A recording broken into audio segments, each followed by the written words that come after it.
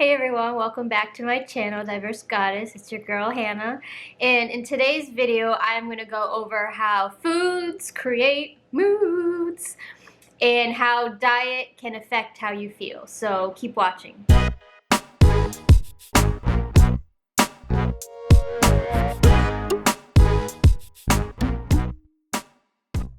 The first thing I want to talk about is something that has gotten lost in modern society is this connection with Mother Nature, and that we've also forgotten that our internal bodies are made of the same things as Mother Nature.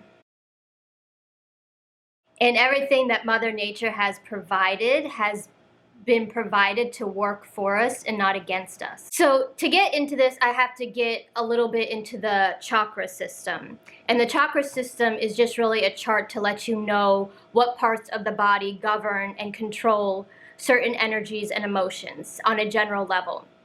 There are more than 7 chakras, but most people know the main 7.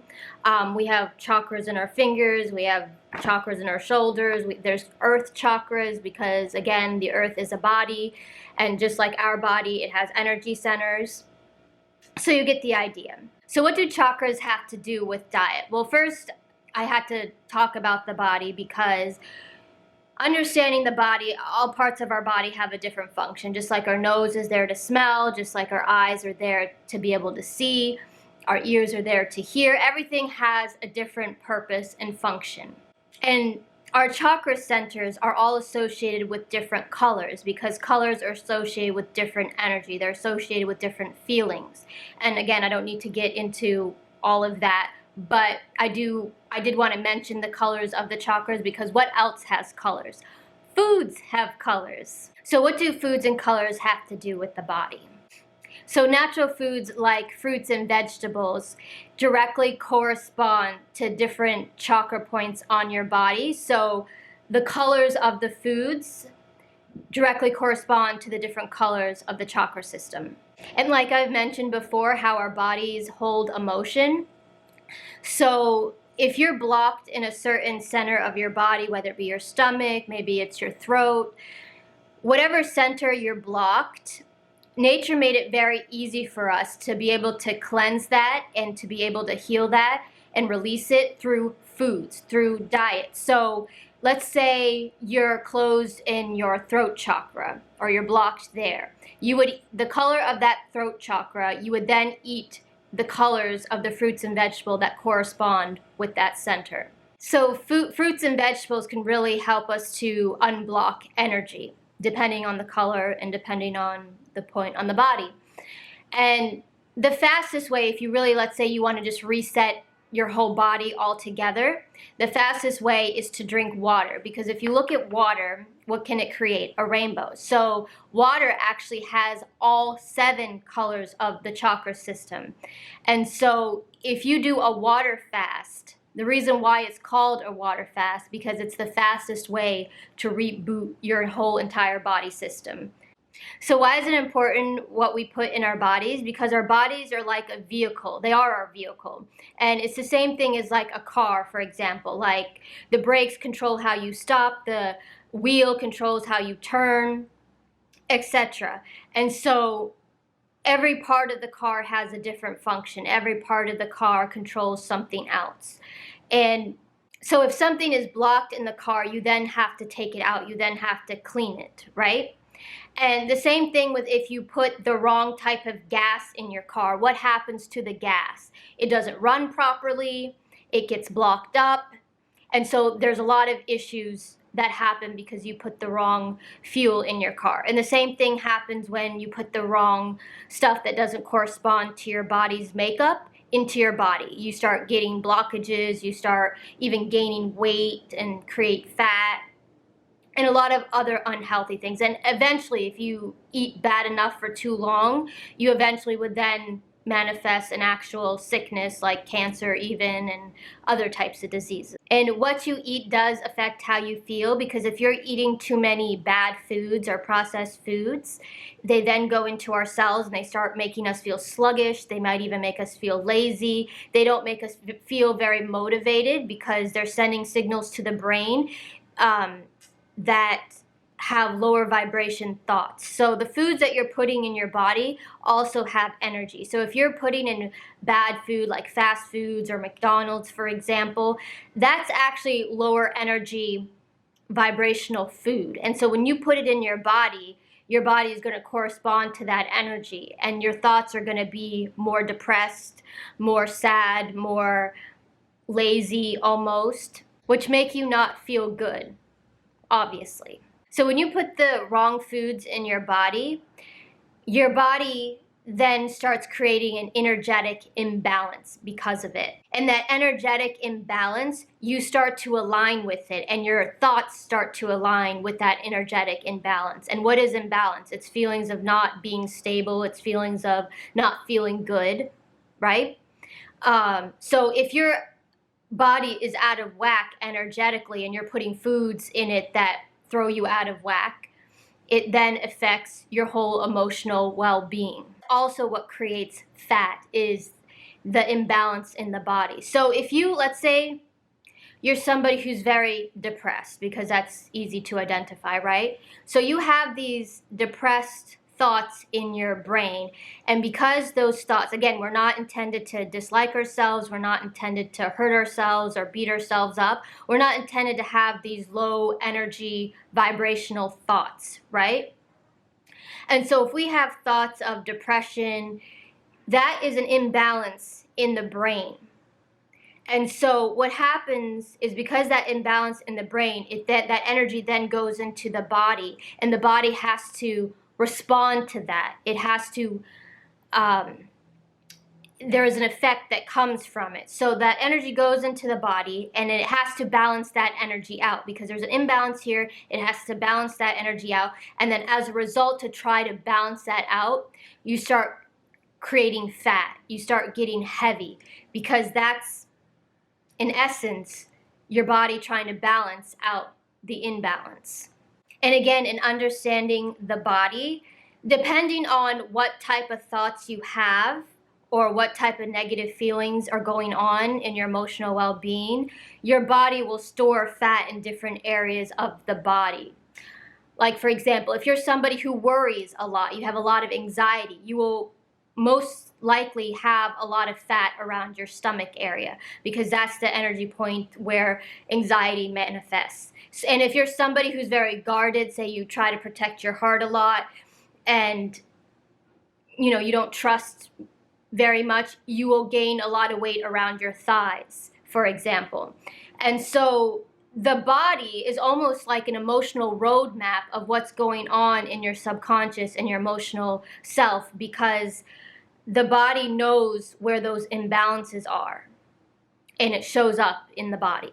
And you could also see the body as a form of language. It does talk to you. It does speak to you. Like when we have to use the bathroom, we know it because our body tells us. If you have a headache, your body tells you, and that headache or that pain is a signal that something is off. And so it's trying to talk to you about where you need to make your corrections. And so, for example, somebody who is overweight, a lot of people want to say, oh, well, it just runs in the family, we're all overweight, and that's just genetics. And yes, I do agree that genetics can play a part in health. However, again, we were intended to be healthy. And so everyone has a different body type, everyone has a different shape, size, all of that. So everybody's reference point of what's healthy for their body is going to be different. And so some people, their shape requires them to hold more weight in different parts of their body, because that's just the shape of their body. But being overweight, it is always an emotional imbalance. There is something either suppressed or emotionally going on as to why somebody's overweight. And that's usually why people create an eating disorder, which is the overeating, is because they are emotional eaters. And furthermore, because we have cells in our body, and we are made up of cells in the body, your cells are alive just as much as you're alive, or just as much as that person down the street is alive.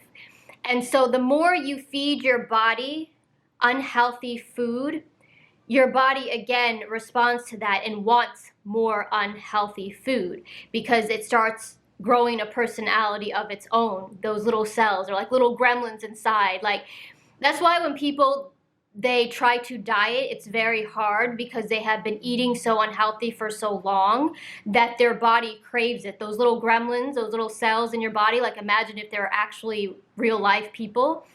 It's like they're screaming. They're like, no, we want chips, we want, we want cookies, and we want pizza, and we want tacos and burritos. They literally start screaming at you. And so those cells go to the brain, and then your brain tells you, oh, I'm craving, McDonald's or whatever it is, because your cells start taking on a life of their own. But the same can be true if you start eating healthy. If you start eating healthy, your cells again have to respond to it. And healthy foods are a higher vibration energy. And so that energy goes into your body, and then your cells have to respond to that as well. And so if you're eating healthy foods, the gremlins have to leave. Basically, the little gremlins that want all the bad food, they have to leave, and new cells have to be born to resonate with that new food energy.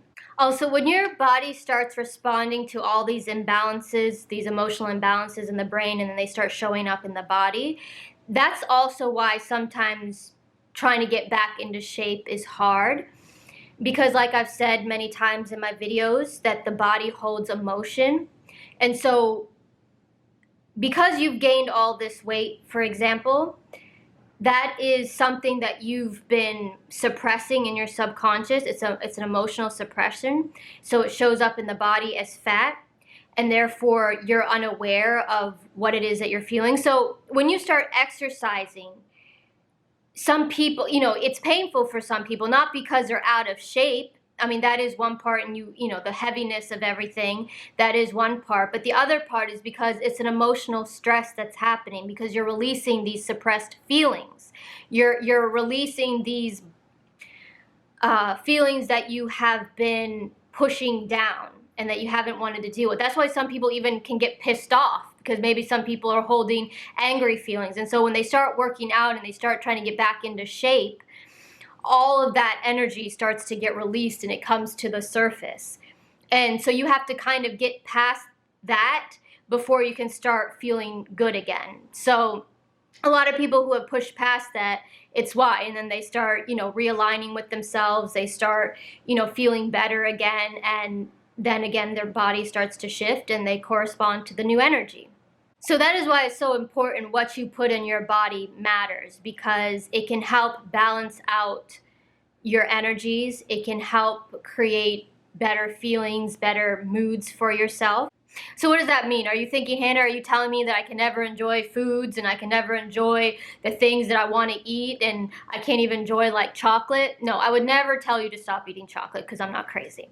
And I am definitely not telling you to all become food Nazis.